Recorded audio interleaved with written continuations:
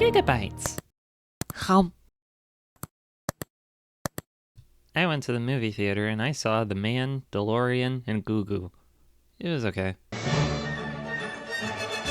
As a Star Wars fan, I could yap about minute details and character beats like the depressed autist I am for parsecs on end, but when it comes to the newer Star Wars products, I usually find the meta-commentary surrounding the thing more interesting than the thing itself. What does Jedi Fallen Order say about society? I don't know, I guess that people like Dark Souls, parrying stuff, yeehaw, dodge roll, get good, faggot. What makes The Mandalorian so interesting to me is that it's a case of getting exactly what I asked for, being completely, utterly whelmed by it, and watching the internet take this opportunity to doom and gloom about it like it's the end of the fucking world. Almost like they're pretending this movie marks a new era for the franchise, when anyone who knows about the Disney Plus shows would know this is business as usual. Did any of you goobers watch Skeleton Crew?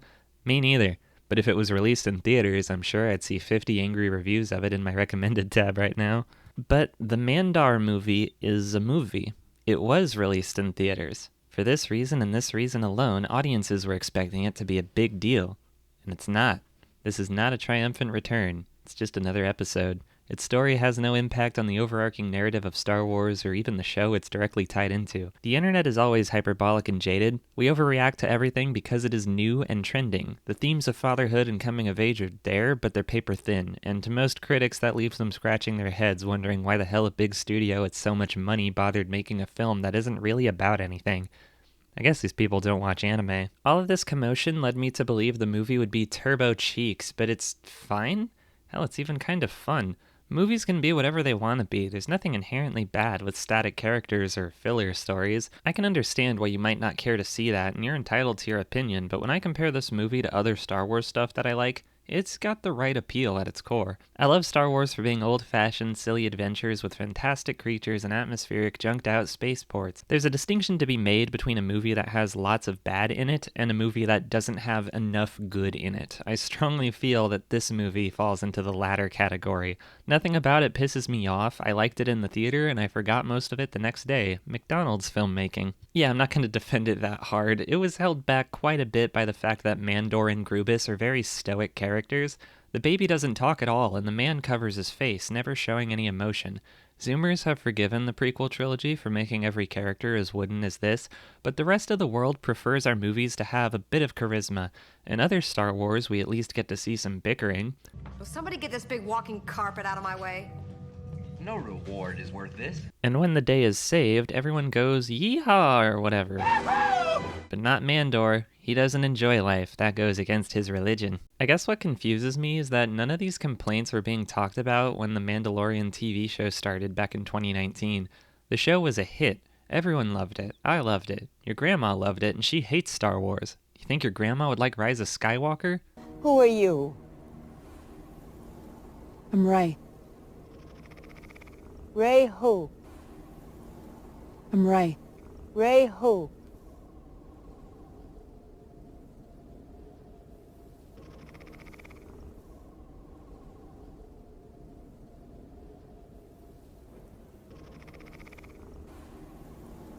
I'm Ray. Fuck no. Disney had captured lightning in a bottle, and they fucked it up almost immediately.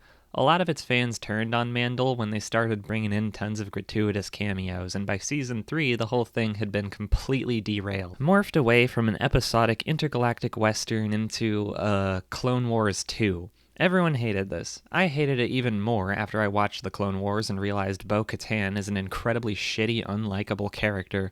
Why did they make her the main character of Mando Season 3? What a travesty. The only nerds asking for this were those loser white guys on the internet who kept pestering Disney to make more Lego sets with clone troopers in them. I have been begging Dave Jabroni and his husband Happy Hogan to stop with all the nonsense. No more grand narratives, no more tie-ins to your old-ass cartoons. The Mandalorian was awesome because it had the cozy vibes of classic Star Wars without the baggage. That was the whole reason a bunch of old people got on board in the first place, you incompetent nincompoops. They were relieved to have a new show they could understand without needing to see 15 movies and 7 fugly cartoons. I would have been happy if it continued for 100 episodes of Mando Man and Baby Yoda going on aimless adventures. They could sprinkle in a cameo here and there, maybe once every 20 episodes, but making Boba Fett and Luke Skywalker recurring characters sucked ass. Remember that episode from the beginning of Season 2 where Munder had to escort an adorable frog lady Muppet to her home planet? Remember how that episode had nothing to do with anything and everyone liked it anyway? It's one of my favorites. The movie is exactly that. Not a single Jedi in sight, thank goodness. It's all about Mandalorian and Grimace going on a quest to rescue Jabba the Hutt's son, Chad. And I could not stop laughing every time this motherfucker talked.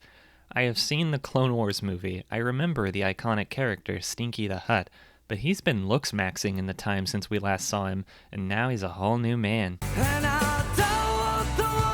I kept waiting for him to do some cringy Marvel shit and say, "This reminds me of the time when Anakin Skywalker saved me when I was a baby in the Clone Wars movie," but that never happened. Friends told me this thing was full of constant glup shittos, which is funny because I didn't notice any besides Chad and Cowboy Bebop.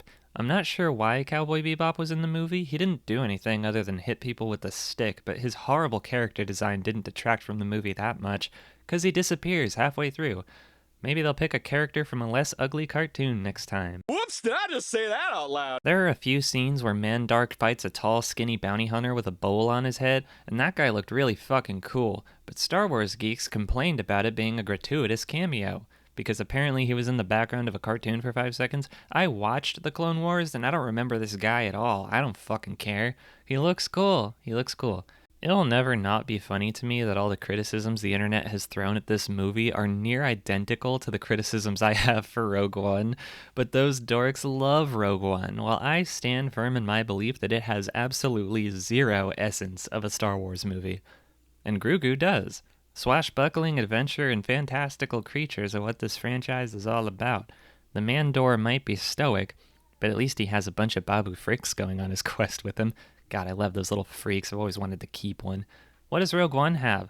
A shitty cast of characters whose names no one remembers? And a funny robot that's not even remotely funny? You're letting her keep it.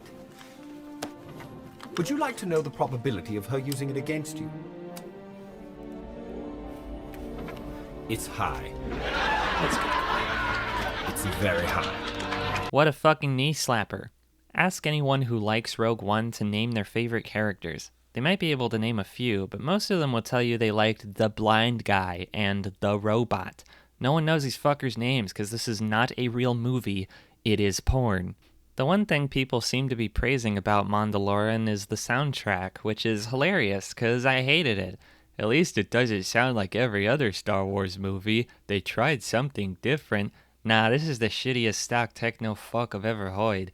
Beep boop beep beep bop type shit. It doesn't sound like Star Wars, and it sounds bad. I'm not giving them credit for that. What a load of crap. At least the Mando's theme song is still good.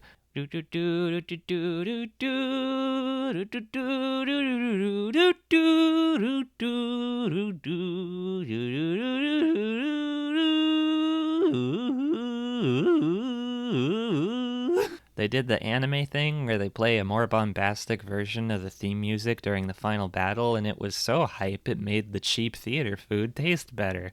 I could really tell the rest of the audience was ready for it to be over. As soon as there were signs of the story wrapping up, I heard 30 squeaky reclining chairs buzzing behind me at the same time. CGI is boring. I'm glad they brought Phil Tippett back for one stop-motion robot fight, but he should have animated all the monsters. It makes them way scarier. Watch Clash of the Titans if you don't believe me. Mando is such a shitty nickname, for fuck's sake. It sounds like a slur for humans. Mandy does a lot of punching and shooting and stabbing things. I think half the runtime was him fighting glistening monsters covered in shit. The villains are boogers, the monsters are mucus, and the man is a Mando. There's really not that much to say.